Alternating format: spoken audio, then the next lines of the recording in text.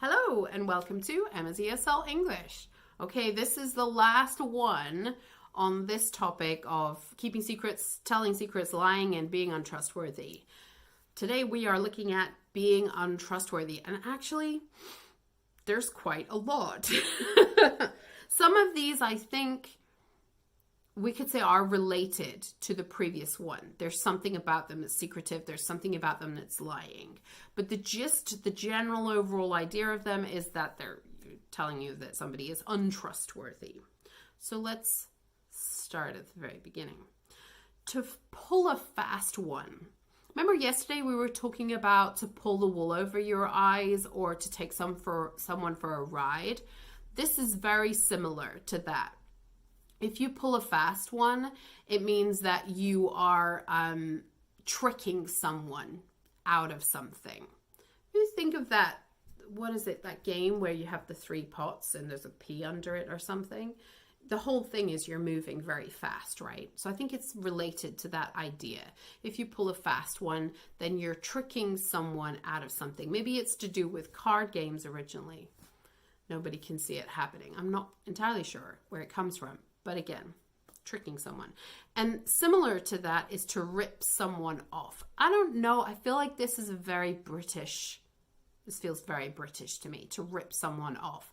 Meaning, if you go to the market to buy something, they will tell you a much, much higher price than is correct. Then they ripped you off. And similar, yesterday we were talking about the cab ride in New York.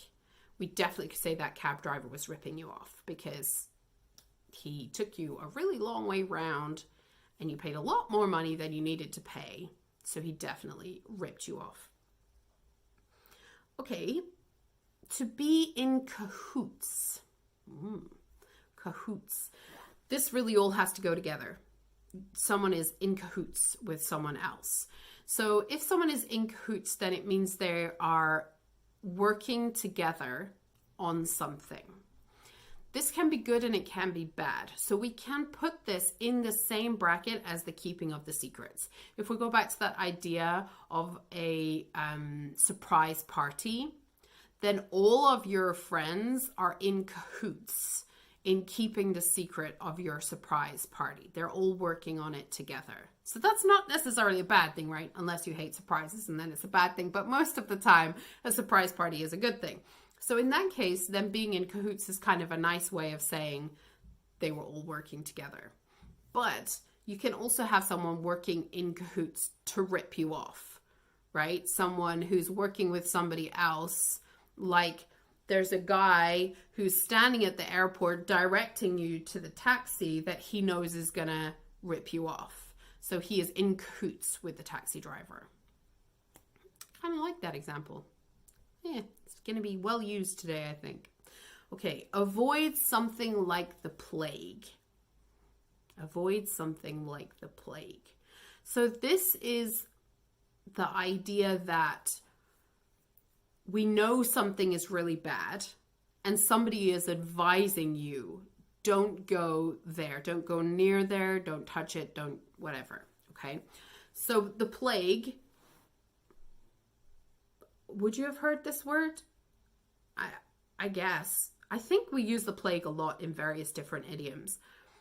The plague is referring originally to the Black Plague, right? The Black Death that settled across Europe especially, but really the entire world during the Dark Ages. So it's bad. The plague is bad.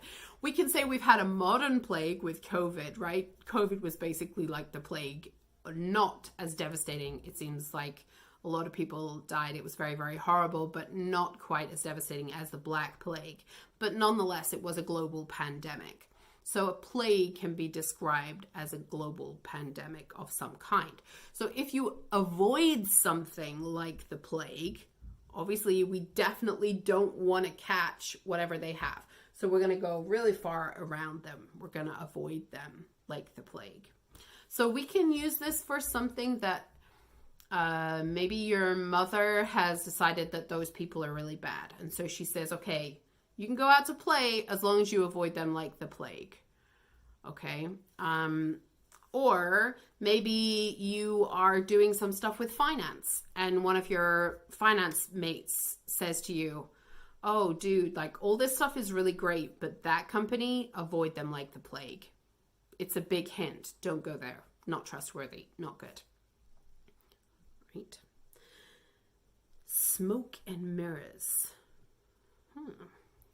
Something can be described as smoke and mirrors. We can use smoke and mirrors. They can have smoke and mirrors. It's all smoke and mirrors. And that means magic. If you think of the old-fashioned magic tricks, we didn't really know how they were happening, but once you knew how they happened, it was really obvious how they happened. So they weren't magic, they were just tricks and illusion.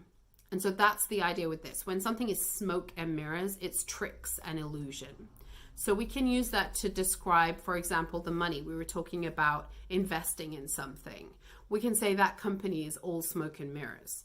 So when we really look at the company, we can't understand where is the money coming from, where is the money going to, what are they selling? We can't understand any of it. And yet they look like they're a really wealthy company. We could say Trump. A lot of Trump's money is smoke and mirrors, especially now when we're hearing about how he has raised the value of his properties so that he could get tax breaks. There was no reality in what he was saying, and yet everybody thought he was super loaded. And so we can say it's all smoke and mirrors. It's all lies, subterfuge, illusion. Subterfuge. That's a good word. I'll put it in the blog. Don't panic. Okay. We can also stretch or bend the truth. This is similar to the lies, right? If someone is lying, maybe this should have been in the lying one actually. If someone is lying, they're not, if we go back to that idea of little white lies, right? When I didn't want to say to someone, I don't like you, I'm not going. And so instead I told them a little white lie, oh, I'm really busy, I can't come. We can also say that I bent the truth. Maybe I was a little busy and I just made it seem like I was much more busy than I was. Or I stretched the truth. I wasn't exactly busy, but I wasn't free either. So when we take something that has an element of truth in it, but we emphasize that what is really quite a small element of truth, we really emphasize that and tell that as if it is the whole truth, then we can say that we stretched the truth or we bent the truth. Which is not similar to little white lie. It's not considered as a terrible thing. In a lot of cases, it's considered culturally acceptable to bend or stretch the truth or tell a little white lie. So sometimes when somebody's describing something as stretching or bending the truth, they don't actually mean it in a bad way. They're trying to explain that it was acceptable for them to do something. I just bent the truth a little bit. They're trying to say it wasn't so terrible what I did. Okay, couple more. One of my favorites. You can't trust someone as far as you can throw them. Don't go with that Trump guy. Don't vote for him. You can't trust him as far as you could throw him. Obviously, nobody is picking up Trump and throwing him, however much we wish we could. But what it means is, right, if I tried to throw him, I couldn't throw him very far, right? I could probably not pick him up. So the amount of trust I have for him is as far as the distance I could throw him, which is 0. So we have no trust. We have 0 trust in this person. So whenever you hear that idiom, don't trust them as far as you could throw them, what it means is we are not trusting them because we can't throw them. So we don't trust them at all. Take it with a pinch of salt. So if we go back to that idea of someone who always lets the cat out of the bag, they're always telling the secrets, that makes them not very trustworthy. Or if we go back to the idea of someone who's lying through their teeth, they're always telling lies. they're a compulsive liar. They do it all the time. They can't help but tell lies. Then we can say to someone, yeah, I mean, she seems like a nice lady, but don't trust anything she says. Just take everything with a pinch of salt. And what that means is don't trust what she's saying. You can listen to what she's saying, that's fine, but don't like base your life on it.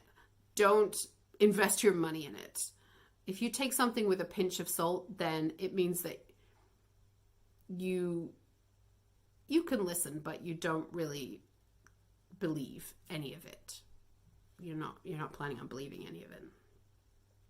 And very, very similarly, the last one, full of hot air. She's full of hot air. If she or he or they are full of hot air, then it means that they have nothing of truth or value to say. This one definitely works for Trump. Poor Trump. He's definitely the butt of my podcast today. We can say Trump is full of hot air, meaning that there's nothing of any value, truth, or substance that he has to say,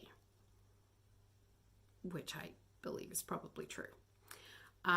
So if we describe a person as being full of hot air, then we're saying that they say a lot of stuff, but none of it is really of any value. And just like taking it with a pinch of salt, we can't really believe in what they're telling us. They are not trustworthy. It can also mean that they talk a lot. Like someone who's full of hot air, it can also mean that they talk a lot, but they are not actually saying anything. So, sometimes you come across people who sound great. They sound like they're saying amazing things, but when you actually listen to what they're saying, the words, there's nothing believable. There's nothing of substance in what they're saying. So we can say they're full of hot air. All right, let's leave it there for today. Have a great weekend. I will see you next week. You can email me at emmaeslenglish@gmail.com. I'm still all ears if you have any particular things that you would like me to cover in the podcast or any other services you would like me to consider. Please let me know. And you can always head over to the blog on the website, which is www.emmaeslenglish.com. All right, have a great weekend. See you next time. Bye.